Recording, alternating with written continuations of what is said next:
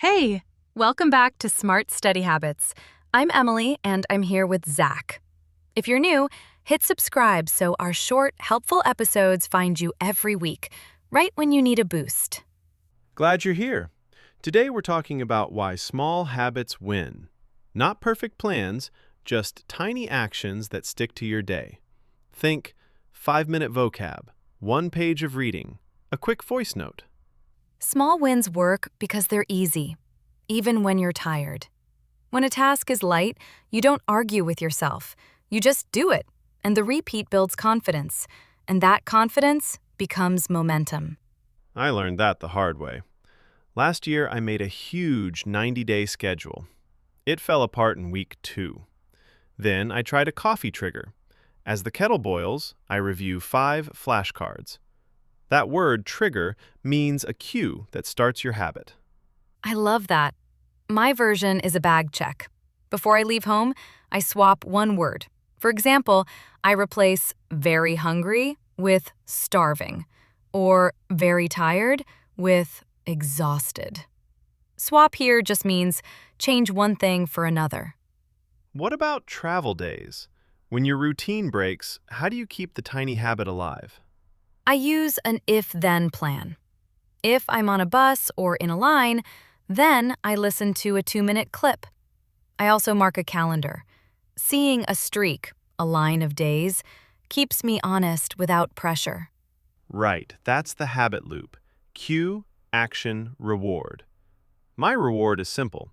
I tick a box and tell myself, nice job. It sounds small, but that little reward makes the action feel complete. Quick recap. Keep tasks tiny. Attach them to daily anchors, like coffee or commuting, and give yourself a clear finish. No drama, just repeatable steps that fit real life. And if this style helps, subscribe so you don't miss the next parts. We'll go deeper on 5-minute vocab and habit triggers you can use anywhere.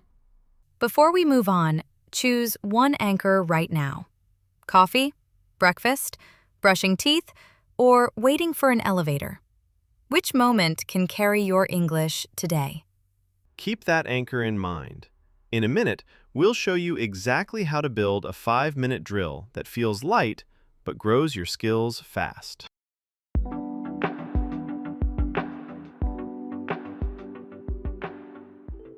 All right, 5 minutes. It sounds tiny, but it's enough to move the needle if you do it every day. My go-to drill is simple. Pick a theme, set a timer, and do one small action that forces your brain to recall, not just recognize. My bus stop drill started by accident. I had 5 minutes before a meeting, so I opened my notes and tried to remember yesterday's 3 words about travel. No scrolling, just memory first. Then I whispered a quick story using them while I waited. Speaking of that, a trigger helps. When the kettle clicks in the morning, I review 5 cards. Trigger simply means a cue that starts your action. The sound happens, I open the deck, I test myself. Done before the coffee cools. Here's my 5-minute structure.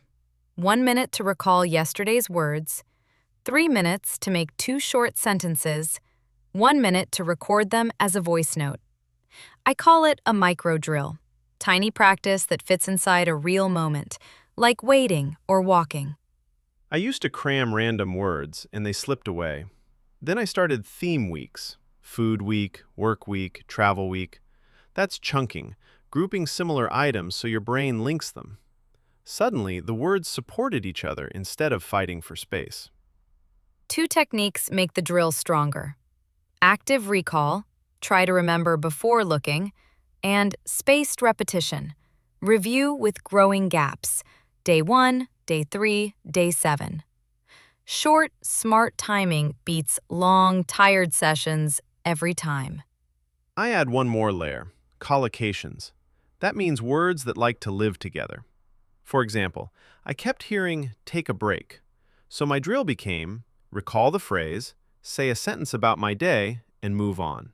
Fast, practical, done. When I get bored, I switch the format, not the habit. Monday, speak 2 sentences. Tuesday, write them. Wednesday, paraphrase. Say the idea with different words. The habit stays the same length, but the activity changes, so my brain stays awake. Travel days still trip me up, so I built a minimum version. One sentence out loud. That's it. Minimum here means the smallest action that still counts. If I do extra, cool. If not, I still protect the streak and the identity. I show up. Quick recap. Pick a theme, attach it to a trigger you already do, use active recall, and make 1 or 2 real sentences. Tiny reward at the end. Maybe a tick on the calendar or a quiet, nice work. It closes the loop and makes tomorrow easier. If you're choosing a trigger right now, try moments you can't skip. Boiling water, brushing teeth, locking the door. Those anchors are solid because they always happen, even on messy days. Keep your drill light and repeatable. 5 minutes, 1 theme, 1 cue, 1 small win. In the next part, we'll shape these pieces into a weekly plan that actually survives a busy life.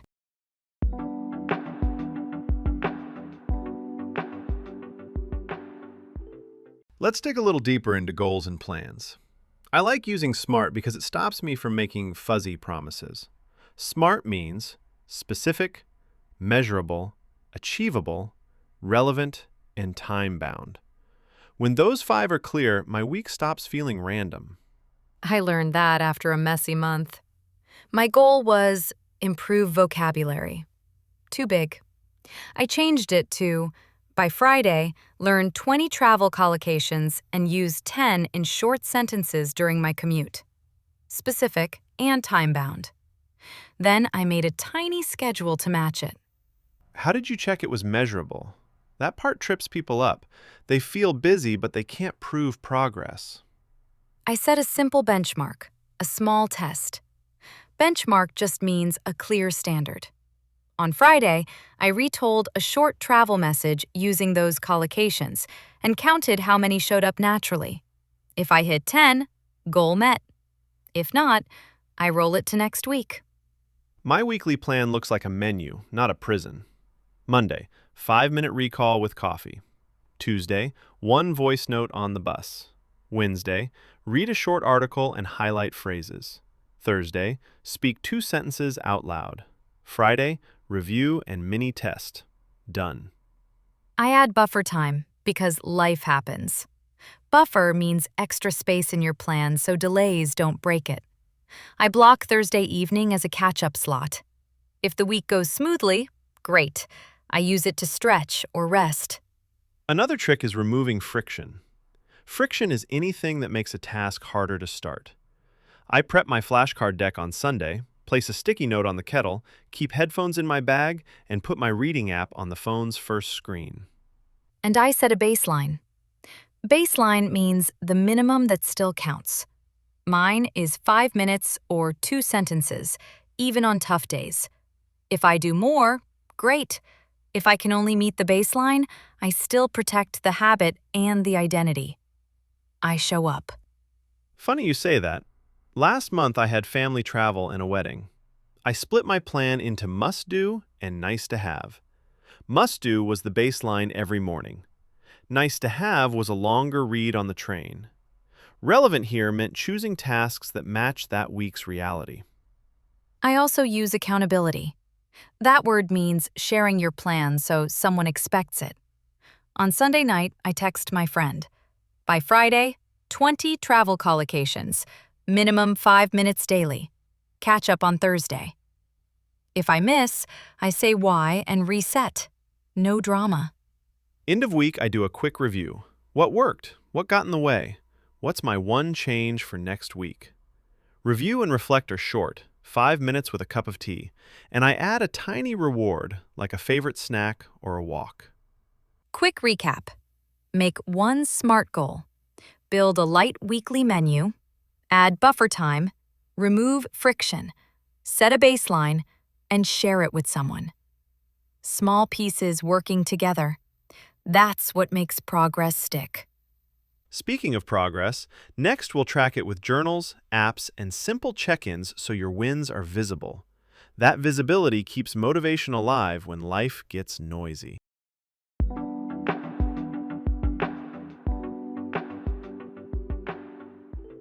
Tracking turns effort into momentum. When I don't measure, the week feels fuzzy. When I do, I see tiny wins. I keep it simple. One page, one place, and a 5-minute check-in every evening. My best tool is a microjournal. 3 quick lines. Did, felt, next. It's fast and honest.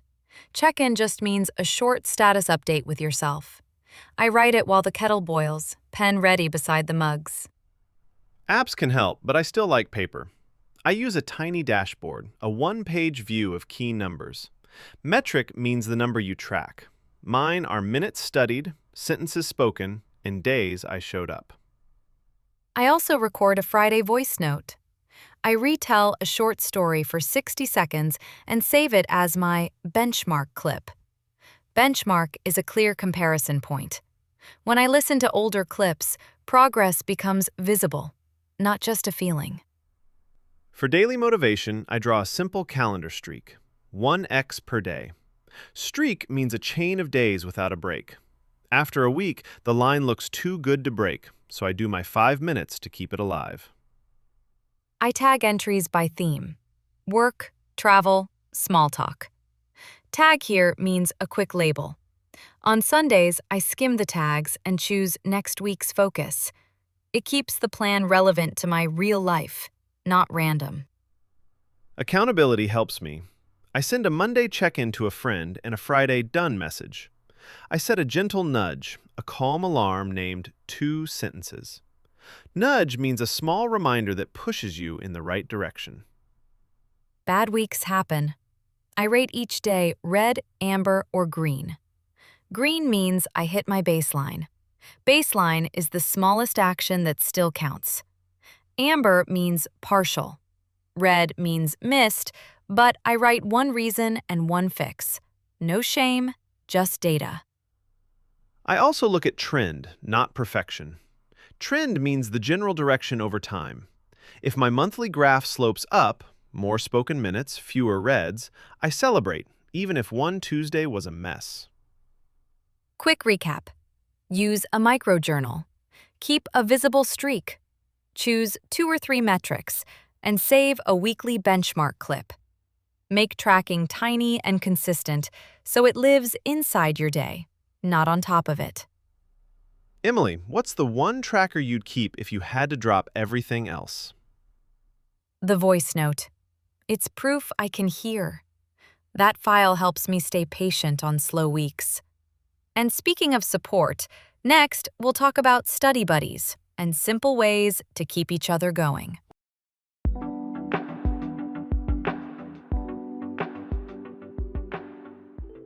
Support turns good intentions into action. Accountability, sharing your plan so someone expects it, changed my mornings. I joined a tiny chat where we send 2 sentences before 9 a.m. It's low pressure, but the quiet ping says, "Hey, show up." I had a study buddy during a crazy work sprint. We booked 2 10-minute walk calls every week. We set boundaries first. Boundaries are limits that protect your time and energy. Like, if one of us cancels, the other still records a 1-minute update. People ask how to find a buddy. I started close. I messaged a coworker I trust and said, "I'm doing 2-sentence mornings this month. Want to swap quick voice notes Monday to Friday?" Friction, the stuff that makes starting hard, drops when the ask is simple. Pairs are great for depth. Small groups help with consistency. Keep groups tiny and agree on cadence. Cadence means the rhythm of check-ins. For us, it was daily emojis and a longer share on Fridays. Fast signals, then one thoughtful moment. Tools don't need to be fancy. We kept a shared note with 3 columns: day, minutes, sentences.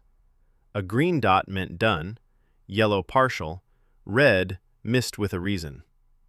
I also dropped my Friday benchmark clip there so progress is visible, not just felt.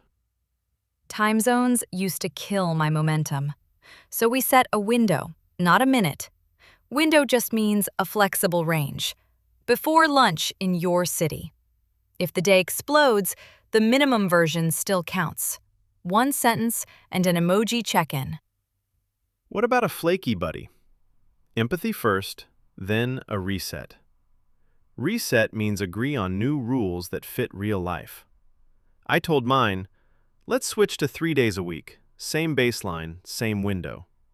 It saved the partnership instead of letting it fade. Rewards help too. We added tiny stakes. Stakes are small consequences or treats. Friday winner chose the weekend playlist. If someone missed 3 times, they bought coffee. Silly, friendly, and just enough to keep us honest. Quick recap. Pick one person you trust, agree on a baseline and cadence, choose a simple place to check in, set boundaries and a flexible window, and attach a tiny reward. Keep it human and light, not heavy or perfect. Real example from this week. My buddy sent a 40-second note while waiting for the elevator. I replied while stirring soup. That little exchange made the habit feel social, which made it easier to repeat the next day. Emily, if someone feels shy asking for help, what's the first small move you like? Start with a private invite to one person and offer an easy yes. I'm doing 5 minutes a day. Want to swap one voice note before lunch this week? If they decline, no drama. Try the next friend. Asking for support is brave, not needy.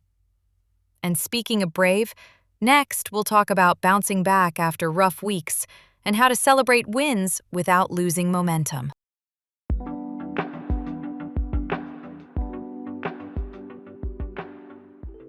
Setbacks happen to everyone. A setback just means a step back from your plan, not the end of it. What matters is the restart. I like to ask, what's the smallest door back in? Then I walk through it the same day, even if it's tiny. Last winter, I got the flu and missed 3 days. Old me would quit until Monday. Instead, I did a 5-minute reset. Reset means starting fresh without carrying guilt. I recorded one short voice note while making soup, ticked the box, and told myself, back on track. That reminds me of conference week. My schedule exploded, so I did a quick post-mortem on Friday. Post-mortem sounds heavy, but it just means a short look back to learn. I lowered next week's baseline and added a restart ritual. 3 breaths, 1 sentence, 1 tick. Simple and repeatable. Celebrating wins matters just as much. I use micro-celebrations, tiny, instant rewards. I make tea and play a favorite song after my drill. That small ritual, a repeated action with meaning, tells my brain, hey, this is worth coming back to. On rough days, I practice compassionate self-talk. Compassionate means kind and understanding. I say, today was heavy, but I still showed up. No drama, no labels. Then I mark the streak so I can see proof, not just feelings. How do you avoid all or nothing thinking, Emily? When I miss once, my brain wants to throw the whole plan away. I set a floor and a ceiling. Floor is the minimum that still counts, 1 sentence or 3 minutes. Ceiling is a gentle stop, like 10 minutes, so I quit while it feels easy. That way, tomorrow isn't scary. I know exactly how to return. I like that. I also keep a win jar on my desk, little notes with dates and tiny victories. Used run late naturally. Understood a fast podcast intro. On Sundays, I read 3. Evidence like that feeds identity. I'm someone who shows up. One more tool I lean on is a 2-step ramp. Day 1 after a break, listen and repeat a short clip. Day 2, speak 2 sentences about my day. The ramp is short, but it rebuilds momentum without pressure. Quick recap. Name the setback, choose the smallest door back in, use a restart ritual, keep a floor and a ceiling, and celebrate with micro rewards or a win jar. Small, human steps beat big promises every single time. Speaking of small steps, in our final part, we'll wrap up with clear takeaways and a simple checklist you can start today. You're closer than you think.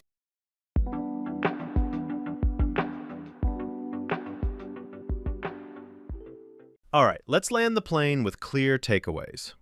Small, repeatable steps beat massive, perfect plans. If it fits inside your real day, it will stick. Quick story from this week. I almost skipped my evening drill. Then I brewed tea and whispered 2 sentences while the water cooled. Tiny action, tiny celebration, big mood shift. Here's a pocket checklist. 1 trigger you already do, 1 theme for the week, 1 5-minute drill, 1 SMART goal, 1 simple metric, 1 buddy or check-in, 1 restart ritual, and 1 small reward. If you had to choose only one to start tomorrow, which would you pick? The trigger. Morning kettle clicks, 5 flashcards, then a 45-second voice note.